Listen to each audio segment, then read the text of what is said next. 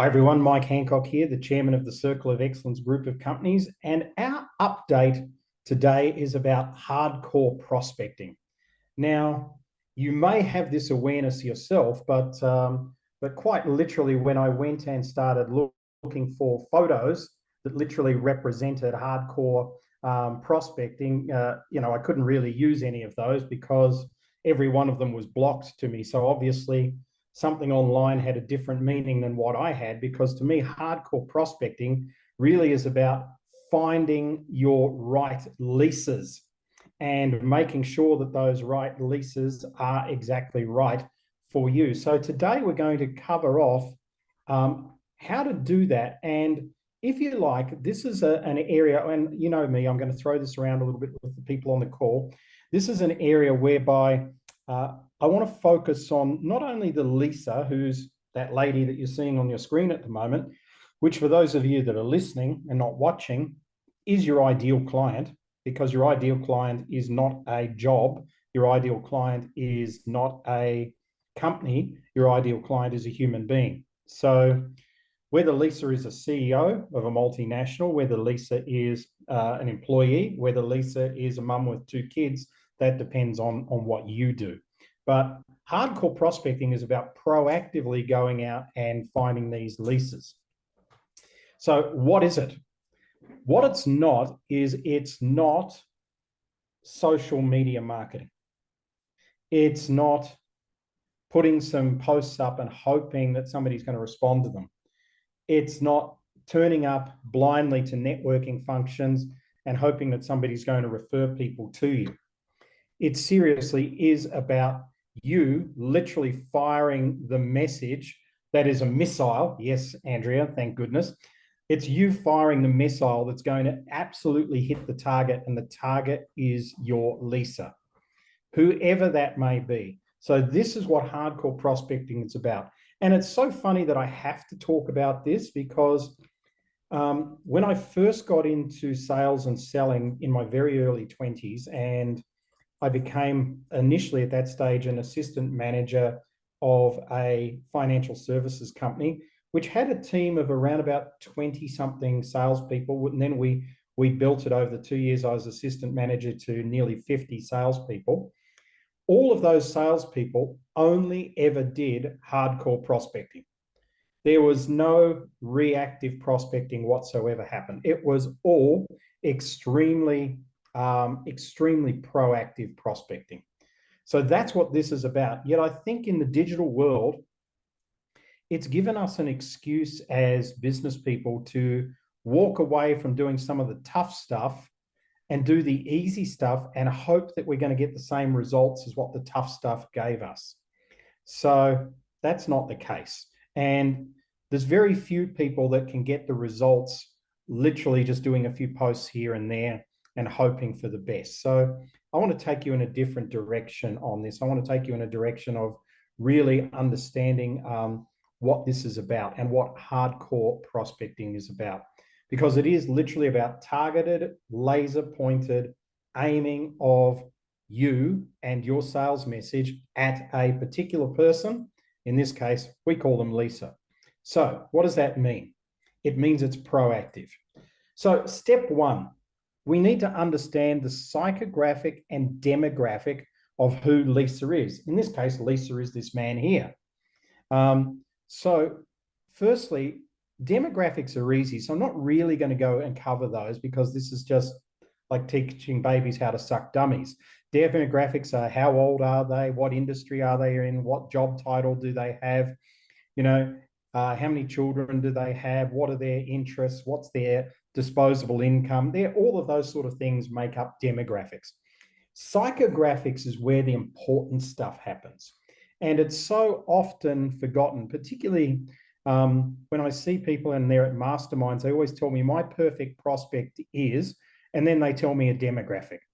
Oh, they're a CEO. The company's doing 3 million a year. And they're telling me that's their perfect prospect. But no, they have no idea who that person is or why, what even their motivations are to buy. So firstly, you need to understand what your Lisa's major motivations are. Why would they be motivated at all? So for instance, what are corporate CEOs worried about today? They're worried about recruiting, training, development, retention, getting people to work at work, productivity, the same old things they were worried about 40 years ago, to be quite honest with you. But on the other hand, by the 40 years have changed because they're having to become more flexible. When I was in my first jobs, nobody ever talked about, oh, sorry, boss, I've got to leave the office. I've got to pick my kids up from school. That didn't happen in the 80s, I can promise you.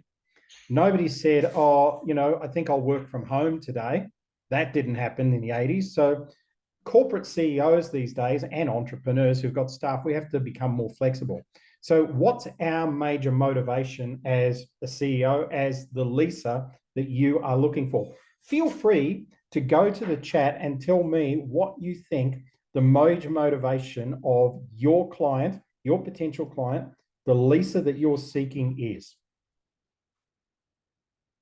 For those of you that just joined the call, today we're talking about really hardcore prospecting. This is proactive prospecting. And I am suffering from a bit of a sore throat today, so you'll see me drinking water and taking a few breaks and not being my normal, just talking a lot self. I even have my little lolly here next to me that I may have to suck at some stage while we're going backwards and forwards and listening to some of you speak. So my second question is, what keeps them up at 3 a.m.? So your perfect person, the person that you're after, what's waking them up in the middle of the night? Again, I would love you to go to the chat. I see nobody in the chat giving me any feedback. Oh, here it comes on what the major motivation of your Lisa is and what is keeping them up at 3 o'clock in the morning. And thirdly, if you want to answer this question, what excites them? So what's exciting these people? So Andrea, thank you for your feedback. You're saying your perfect Lisa is currently losing market share and wondering what the hell they should be doing. Absolutely, 100%. I think this is a great thing for many of the people on this call. Even though you're in different businesses, essentially we're all trying to do the same things. We're all trying to help people get greater market share, greater profitability, and that sort of thing. So that's a good realization. But Andrea, I'm going to ask you to go deeper on it. So whilst you're thinking about that, let's move on. Heather says team performance, engagement, and the bottom line. So Heather, again, they're worried about their performance and engagement and what that means to the bottom line. Let's see if we can get deeper on that. Karen says money and health. Okay, so you're working in the individual market more so, Karen.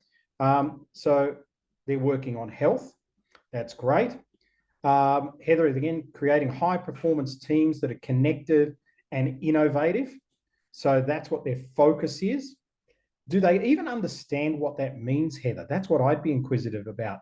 Like they tell you, I sat in so many meetings where CEOs have said, I want to build a high performance team. And we're like, what does that mean? No, it means a team that performs well. You tell me how that looks. No, they must meet their targets. Is there anything else? No, that's pretty much it. That's not a high performance team. That's a team that meets targets. So keep that in mind. Hi, Philippe. Welcome to the call. My prospects get excited by the creation of a new product and a new venture. That's very exciting. So you are assisting them to bring their dreams to life. So you may want to use that snapshot, actually. That was a catchphrase that I came up with for an advertising campaign in the early 90s for a financial services company I work for. And our catchphrase, our one-liner, like Circle of Excellence, is help people play a bigger game, was bringing your dreams to life. That's essentially what you do. Rowder, welcome to the call. Lovely to see you here. How to sustain their business. Great. So again, thinking deeper on this, what does sustainability mean? So does it mean that there won't be changes? Does it mean that they will have the same number of staff? Does it mean that they will have the same products? So giving that some deeper thought as to what it really means. Hi, Cheryl. Welcome to the call. Coaches who need new clients. They're worried that they'll have to return to their full-time jobs. Absolutely. This probably is one of the clearer ones for me. And give up their passion. They get excited when they have prospects come to them through word of mouth. But Cheryl, as you know, Not too many prospects come to coaches through word of mouth. You know, it's sort of like if they're really visible, they'll get some. But I'm telling you, I talk to some of the best coaches in the world, and they are some of the best marketers in the world as well. But I think you've nailed it. This is what, if you're working with coaches, their number one concern is, I don't want to give up my passion and return and get a job. Great to dive deeper, Heather. Sam, pain and anxiety. Yes, and it's anxiety, Sam. You're in the medical field for those that don't know, and welcome to the call. It's anxiety, it's the unsureness. It's actually probably, am I going to die, be disabled, or disfigured? They're probably the three big ones that you're dealing with. Dorvey, how to stay alive or get through the unknown journey that awaits them. Again, you're working with people who are in major trauma.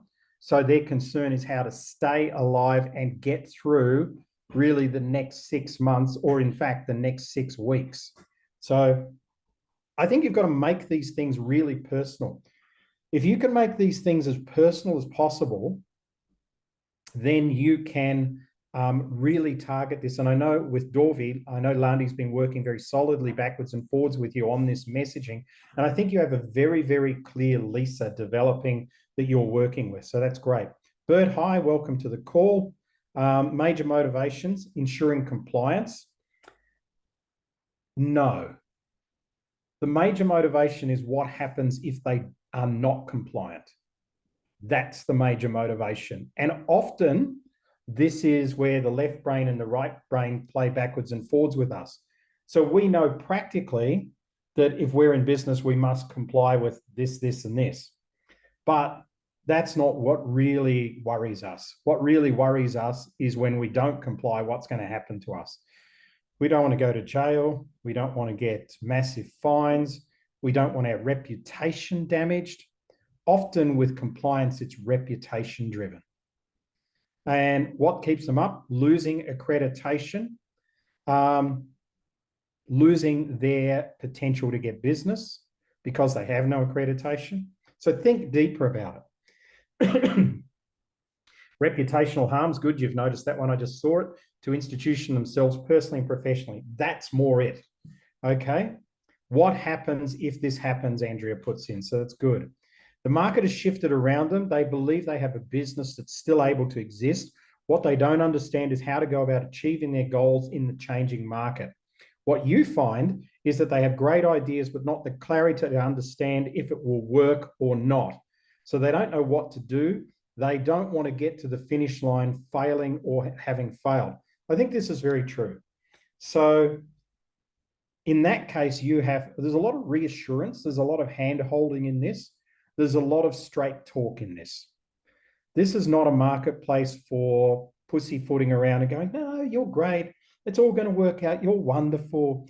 It's a marketplace for saying, listen, your ideas were solid, but do you really feel that this is what the changing marketplace is going to go towards because this is what you had, right? Or another way to put that is, the way I put it is, the ideas that served me in my 20s and 30s didn't serve me in my 40s, definitely don't serve me in my 50s or 60s, right? So things have to change, things have to adapt, things have to develop.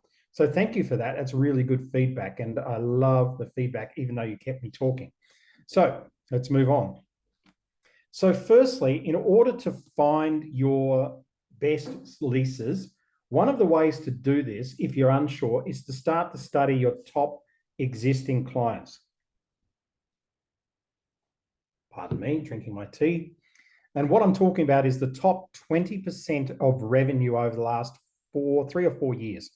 If you go and look, let's just say, let's keep it in simple numbers. If you bring in 100 new clients a year, then look at the top 20 for every year, and top 20 in terms of revenue that they've brought to you. That's a good way to do it, or profit if you can do that. That's a better way. Then you look at what's the same between these people. What do these people have that's crossing over your own interests? And I'll describe that in a minute. What clubs or associations do they belong to? And then you're going to start to get a picture of your perfect leaser. Why is this your perfect leaser? because they pay you lots of money. And guess what? When you look at these people, they're probably going to be your least problematic clients at the same time. It just tends to work that way. It's like a universal law. And the universal law basically states that the more people pay, the less trouble they are. Okay, so never be scared to put up your prices. You may get more clients or less clients, but you'll have less troubles, and it'll be easier to serve those clients.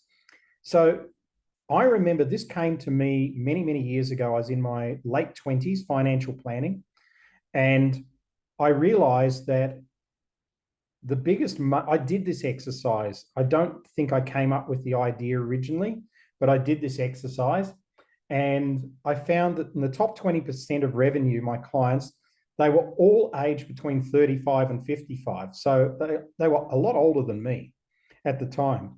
They all owned businesses, which is unusual because a lot of financial planners is focused on CEOs, but they all owned their own business. So they were all entrepreneurs. All of their businesses were in service type industry. So I had no manufacturers, no retailers. All of these people, they had a turnover between 500,000 and at the time 2 million. So I guess that'd be close to about maybe 8 or 9 million today. All of them were married with kids. I was single. Then all of them were sports crazy. That was a big crossover with me. I was involved in a lot of sport at the time. I was on committees of the cricket club, the football club, etc. I played golf. I went to the gym every day. I swam at the pool. I did boxing with my buddies before work and all that sort of stuff. So I had a lot of sporting interests, and so did my clients. So I'd go there, we'd have coffee, we'd talk, and we'd be talking about the footy on the weekend or what's happening at Wimbledon or something like that, and what's happening in their kids' sports and all that sort of stuff. And they just bought off me. Very, very simple. So when you start to look at this, you start to realize that your marketplace is not like this. It's not that broad. Your marketplace is actually quite narrow. Even if you go, oh, my marketplace is 40-year-old women. Well, it might be, I don't know, maybe 400 million of them on the planet. But when you start to break it down further, your marketplace might be 2,000 people potentially in your market. But for most of you, you don't need anywhere near 2,000 clients.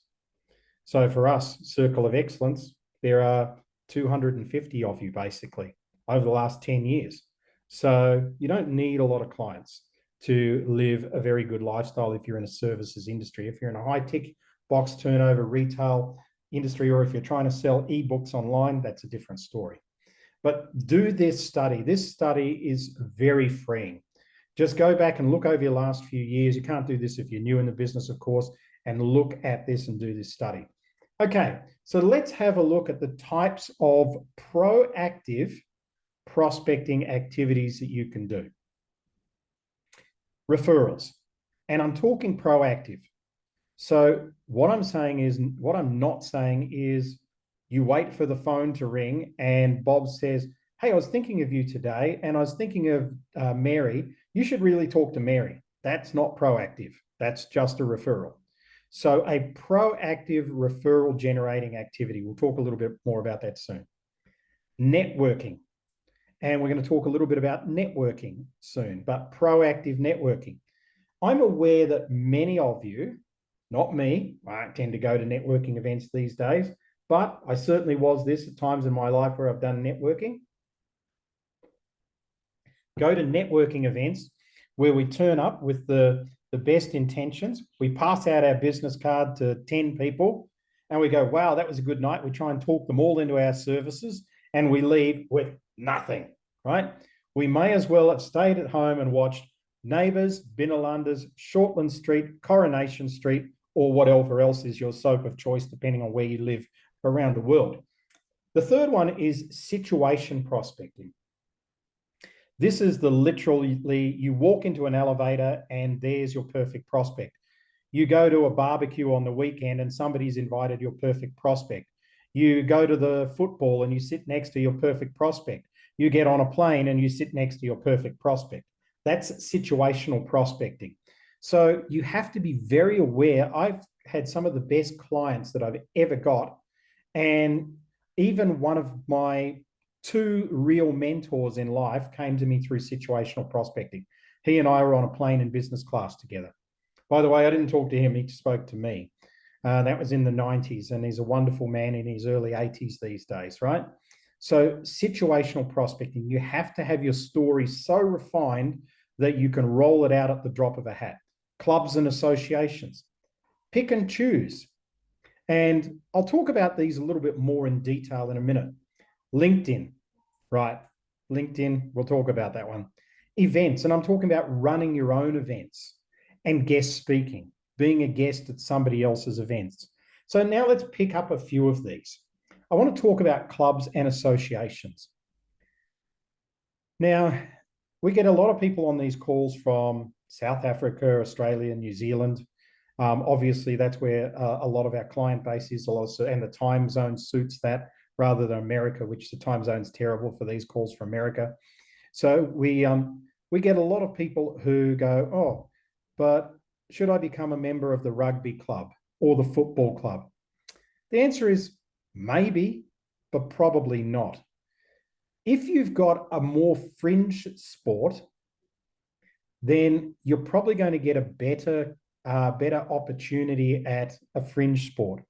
For instance, when I was first financial planning, all my friends played hockey. I didn't play hockey. I played cricket during the summer, but my friends played hockey.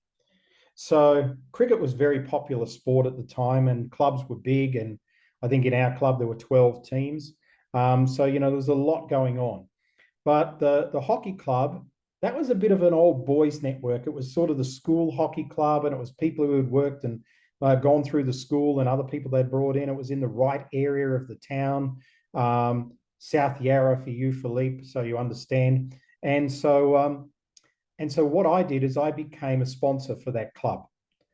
And what did that sponsorship do? It bought, I think, some drinks or a bottle of champagne for the best player of the day in the seniors. And I awarded a trophy every week for the best player of the day. So I was literally, it took an hour of my week, Saturday afternoon, 5:30, I'd go to the hockey club.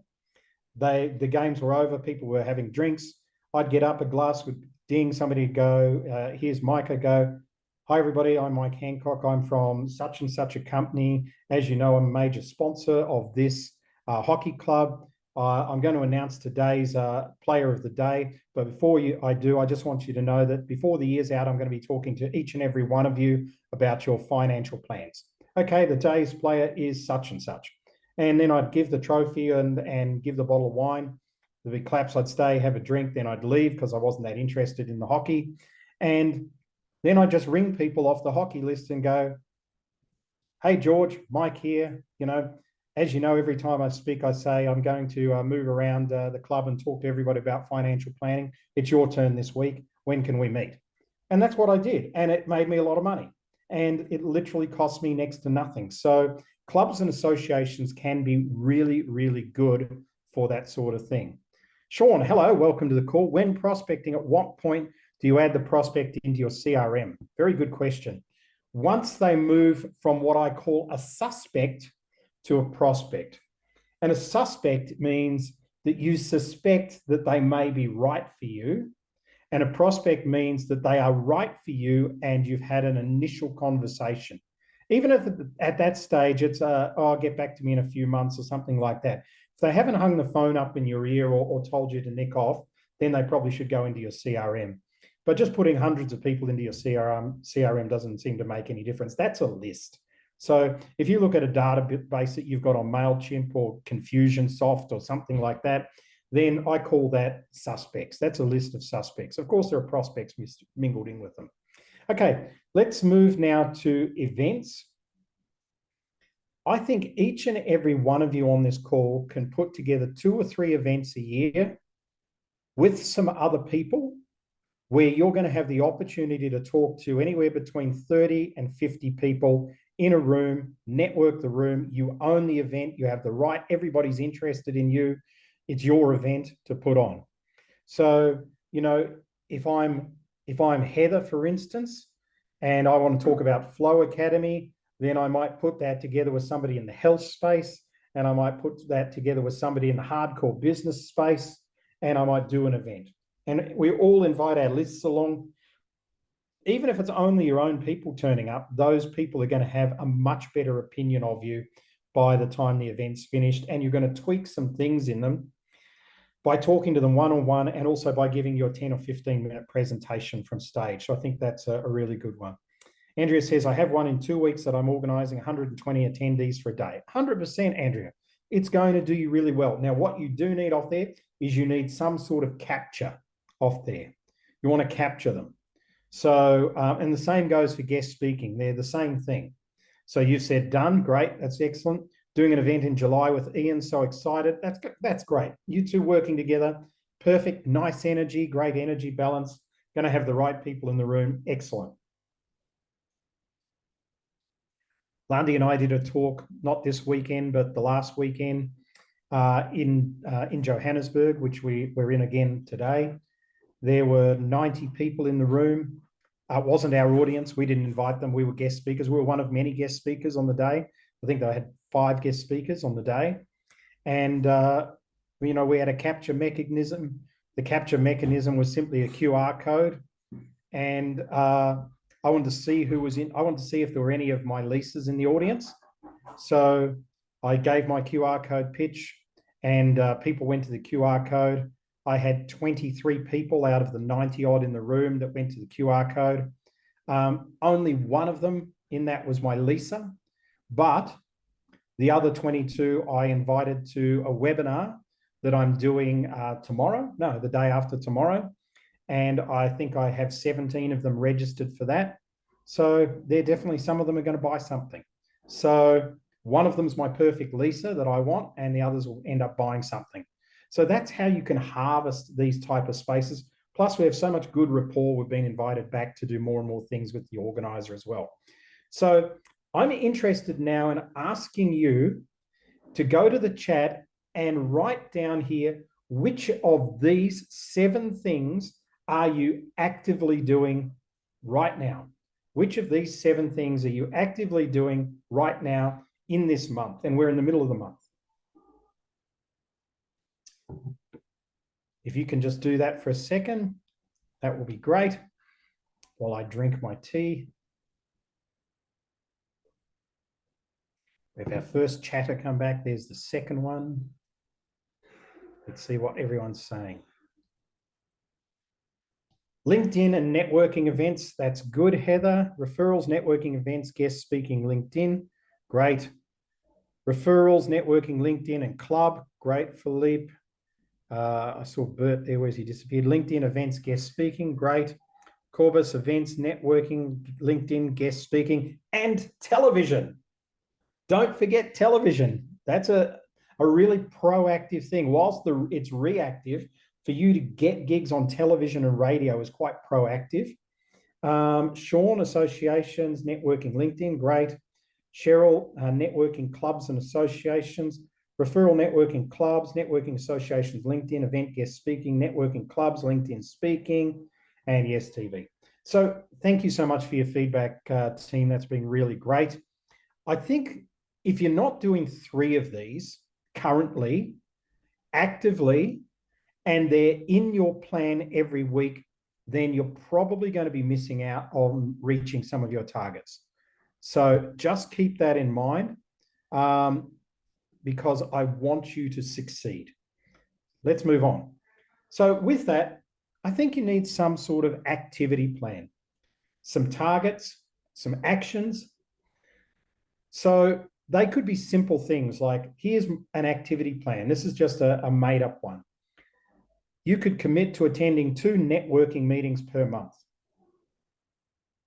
You could commit to asking at least one of your existing clients each week for referrals. If you work 45 weeks a year, that's 45 clients. Think how many referrals you're going to get. You're going to get on stage at least once a quarter at somebody else's event and tell your story. You're going to personally run 3 events a year. Maybe one in March, one in June, and one in September. And you're going to farm 30 people on LinkedIn every day. So that means interact, talk to 30 potential leases on LinkedIn every day. If you were to do this, I think for most of you that are in services type businesses, you would have a very solid type of business. So I'm going to leave that with you. I'm interested if you've got any feedback, if there is something that you would like to share, if you feel this is doable, if you feel this is unrealistic. I look at this and I think this is very doable, but I'm interested in your feedback on it. 2 networking meetings per month. You can just put a yay or a nay in the chat. Ask 1 client each week for referrals. Get on stage each quarter. Run 3 events per year. And farm 30 LinkedIns a day. Doable. Thank you, Philippe. Yes, thank you, Adila. But doable. Okay. So my obvious question is, do we actually have a weekly activity plan like this? That every week we have, and maybe we even put aside time in our diary. I mean, I'm sure you go to your diary and you write meeting with Joe Blogs on Thursday at 1:30 and you block out an hour for that.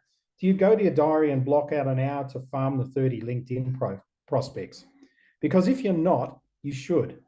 Or else, whatever you're trying to do, when you look back at that, you may go, gee, I haven't really done it the last few weeks. I must improve. And it's that I must improve that sets us up for failure instead of just diarising and doing this stuff. Okay, we're talking about hardcore prospecting here. So I'm telling you, hardcore diarise it. Okay, let's move on. Successful people do the things that unsuccessful people are not prepared to do. Jim Rohn was Tony Robbins' mentor, Mark Victor Hansen's mentor, Jack Canfield's mentor. And a lot of what you think they said didn't come from them, it came from him. So I love this statement. I learned this in the 90s. I didn't know it was from Jim Rohn at all myself at that stage. I thought it was from somebody else entirely, but it's something I say often. So if you are prepared to commit to an activity plan to do some of the things like we just had on the last slide, and you do that every week and you diarise it, your business is going to shift. It's going to shift. And by the way, I have to do this stuff myself, right? I know I've got Chris on the call. Chris has an activity plan as well. We have to have these activity plans. We know exactly what we have to do. So now I want you to automate referrals, because this is a task to automate referrals. It's not a luxury. And what I mean by that is, you know, this is not just, oh, I'm going to get a few referrals and that will be good, et cetera, et cetera. I think referrals make up about 30% of our business. And so what I'm talking about when I get to referrals, I'm talking about you actively canvassing your clients for referrals. So step 1, have your scripts ready. What do I mean by that? Well, firstly, you have to have something you're going to tell your client to get referrals. You just don't go to them and say, oh, can I have some referrals, please? I'm not going to tell you what this is. It's all in week 6 of the new Circle of Excellence program. You can go and look at it. Week 6, I mean module 6 of the Circle of Excellence program. Sorry, module 5, in fact. Module 5 of Circle of Excellence, you can get that there. But you're going to have then a script of, once they give you a name, how do you reach out to them? Then when you get them on the first call, what do you say to them? Then how do you give feedback to the person who gave you a referral? So you need those scripts. Then get them to recommend people without giving you advice. Advice is irrelevant at the start. So if I'm meeting with Chris to get some referrals, then I'm going to say, Chris, I want to give you the psychograph and the demographic of the exact person I'm looking for. And as I say this, I want you to just yell out names. I'm going to write the names down. I'm not going to judge, neither are you, whether they're the right people at this stage. So the person I'm after has to be, and I give them 3 things, no more than 3 things, because people's minds can't accept more than 3 things. Okay, so choose a demographic. They have to be an entrepreneur in their own business with X number of staff or in a service industry, and they're probably turning over around about this much, or they're doing that. There's one demographic. 2, psychographic. They have to be really wanting to make an impact in the world, and that has be as much a focus for them in their life and everything they do, as well as having a successful business. There's my psychographic. And number 3, they have to be open-minded to looking at new ways to do and build their business. And they have to be excited about things that they didn't know. There's another psychographic. Who do you know who is like that? And then they just start reading out names. Don't get them to go, oh, I don't know if such and such is right or not. Just move them. Yep, I'll write it down. We'll talk about that later. Once they've run out of names, then you can go back and go, tell me about Bill, tell me about Mary, tell me about Sue. Then a phone list is great. If people are going, oh, gee, I'm struggling, or here's 1 or 2, I can't really think of anymore. Just be bold. Just say, look, grab your phone for a quick minute, go to the contact list and just scroll. Just quickly scroll through the contact list and see if anybody else rings a bell that meets those 3 criteria. Remember those criteria they are and just re-mention them. When people scroll through their phone, they go, oh, yeah, he'd be perfect. Oh, she'd be great. Oh, I don't know how I forgot about them. So you're going to pick up more referrals that way. And then create your own referrals with LinkedIn. So if I'm going to go see Chris and ask him for referrals, the first thing I'm going to do is go in all over his LinkedIn profile and Facebook if I have to, and any other social media he's got if I'm really serious. And I'm going to create a list of potential people that I want him to introduce me to, that I can see from their profile meets the type of demographic and potentially psychographic I've got. Then I'm going to say, first I'm going to ask him for referrals. Then he's going to give me 1, 2, 3, maybe 4. And I'm going to say, thank you, Chris. Can I run some names by you? Then I'm going to run X number of names by him, maybe 20 or 30, and I might pick up another 3 or 4 that way. Now I've solidly got off Chris 5, 6, 7 referrals. There's got to be a couple of really great ones in that. And then always close the loops. So now I've got the referrals. Now the first thing I'll do is I'll ask Chris to send my email with my script to the referral and copy me in. Then I'll pick it up from there. Then once I've talked to the referral, I'll always come back and say, this is where they're at. This is what's happening now. This is what's going next, or yes, they've become a client, etc., etc. Now, if you have to compensate people for giving referrals, that's up to you. If you want to, that's up to you. It could be a dinner, a bottle of wine. It could be something more substantial. It depends on what you're doing and what the product is. So I'm going to ask you a question. Who here feels that in the next month, they can set up a system to automate referrals that hasn't done this before? I'd love you to put that in the chat if you feel that this is something that you can do.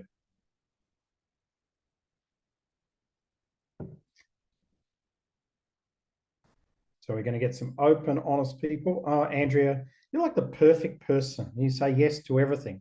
But I know that you're actually a bit of a hard ass, so it's just great. You've got a really good mind, right? Heather says doable. Great. I would love to see you guys do this, right? This is really going to help your business. Thank you, Philippe. I'm really glad that you'll make it happen. Perfect. And any of the others of you that are considering this, do this. It will revolutionize your business, and it will bring you closer to your clients as well.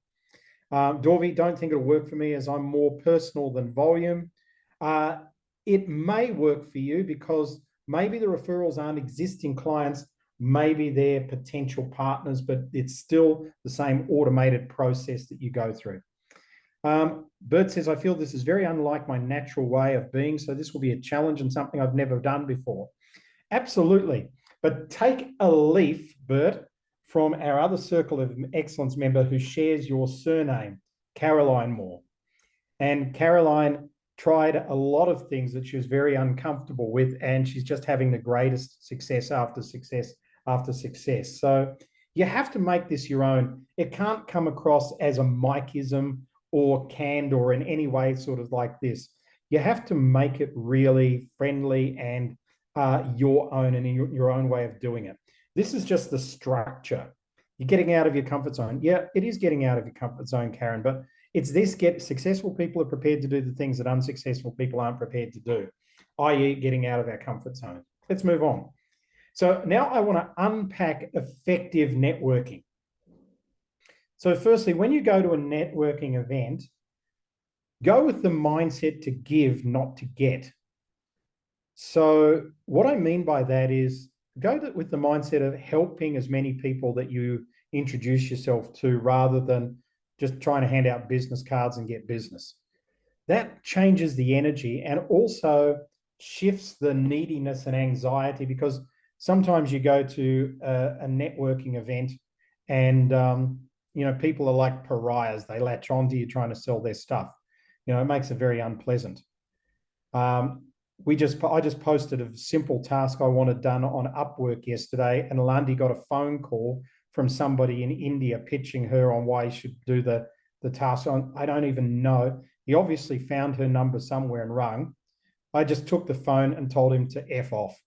And I said, this is not a way to get business. You'll never get business this way. That's why you're still working like this and trying to tout like this. It's not going to help you build relationships with people. Right now, bugger off. So you're there to give, not to get. Use your intuition at a networking event, not line of sight. So what I mean by that is a lot of us walk into the room and go, oh, we've got to meet people. Okay, there's one. I'm looking at him. He's looking at me, right? So I'll go over there. Oh, hi, how are you? No, don't do that. Sit there, get your cocktail or whatever you do, stand in the corner, gauge the room, use your intuition, and decide who you want to actually meet. You'll get a lot better result. Make it a game. And so what I mean by making networking a game is when you go to somebody, I always like to say, hi, I'm Mike, what's your name? And they say, oh, I'm Mary. I say, hi, Mary. Tell me, why did you decide to come to this networking event? Oh, I come to these regularly, etc. I like to meet new people. Oh, that's great, Mary. What is it specifically that you were looking for? Oh, well, I'm doing this. And then you just listen to them. And then I like to bring out my LinkedIn for them and say, right, let me have a quick look here. I think there's somebody you should connect with. Oh, here's Heather Cresswell. She does that. I think she'd be a really good contact for you. Here's Philippe Gouchard. Do this. Here's Rauda Sakuos. Do that. So this way I'm giving constantly. Now, all I've said at this stage is, hi, I'm Mike. And then I give. And then if I don't like the energy, or if I don't like the way this is going, or don't feel after they've told me their story that there's any way I want to work with them, I just say thanks very much, and I'm going to move on to somebody else now and enjoy your evening. Otherwise, if I do want them and I think they're great, I'm just going to say, well, let me tell you who I'm looking for, and then I give them a profile which is exactly them. So I'm looking for a person who is boom, this, doing that, looking for this, and maybe open-minded to that. Do you know anybody? And they go, that sounds a lot like me. I go, oh, really? Surprise, surprise. And otherwise, they'll give you, even if they say it's not them, I'll say, who do you know? And then we go through that. Then I can say, well, I'd like to keep a relationship. So you make it a game. Have something sticky that people will remember you by. Business cards, sort of the bottom of the pile. Something else would be really unique that you have, but it's got to be something of value, something well crafted, something that's going to help you be understood and known. One of my friends for many years had scented business cards. They were the most unbelievable things. I mean, like back in the day, I used to put cards in a business card holder, and it was back in the day I did a lot of networking. I had like business card holders that were like 12 inches long, but I could always find her card in those spaces because it was scented. And I used to pull it out from time to time, look at it and think, gee, this is such a good idea. So have something sticky that's going to make them remember you. Have walk away power. You don't have to stay to the end of the networking event. Set yourself a target. I'm going to find 3 people or target 3 leases while I'm there. So now I've got my 3, now I'm going to leave. Okay. So get on with life. So you don't have to stay. Have walk away power. Make your excuses and leave. Make sure you have inbuilt into yourself your scripts and introduction techniques. That will really help you. Okay, let's go back here. Immune 4 from the IV bar. Okay. Oh, okay, cool. Thanks, Heather. I'll check that out. I think I'm nearly done with it, but thank you. I appreciate it. Loved a LinkedIn contact strategy, developing oils to recharge energy, mind, emotions, and spirit. I was pitched at a networking marketing company from an attendee by to one of my workshops. Was very disconcerting. Exactly.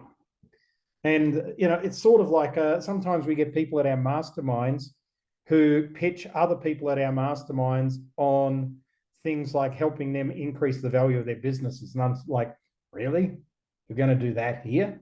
It's just a weird experience. And so you've got to write those people off, because that's how sort of fundamentally based they are in the way in which they see the world. They're sort of like eating roadkill. Let's look at it like that, and then we'll all be happy and we can laugh and move on. So there's some effective networking techniques for you. So that's what I wanted to share with you today. I'm so glad I got through it with my voice. Does anybody have anything that they would like to give and input? Because what my method for today was to really excite you about doing some proactive bit of hardcore prospecting and marketing again, and not just relying on people coming to you, and not just relying on the social media to bring you clients and word of mouth. So I want to throw this open for anybody who's got any feedback they'd like to give in the last minute. And if not, I want to thank you all very much for being on the call today. And I wish you all the best. I don't see any hands up, so I think we've said what we're going to say. And thank you, everybody. I look forward to talking to you in another few weeks. And have a wonderful day wherever you are in the world. Singapore, London, I see, South Africa, New Zealand, Australia. That's what I can definitely tell from this one. Okay, catch you around. Bye. Thanks, Mike.